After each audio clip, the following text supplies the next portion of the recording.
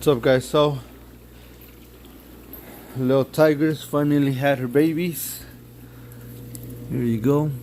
There's two, and there's three more back there. So she had a total of 5 babies, 2 boys, 3 girls. But give me a few days, and then I'll update you guys on them. And I'm ready to start taking deposits. Probably give it till like Thursday, and then you guys could come in, give me some money, and I'll put aside your baby. Oh yeah, she's a good mama. Everybody else wants to take care of the babies, Ellie and Princess as well.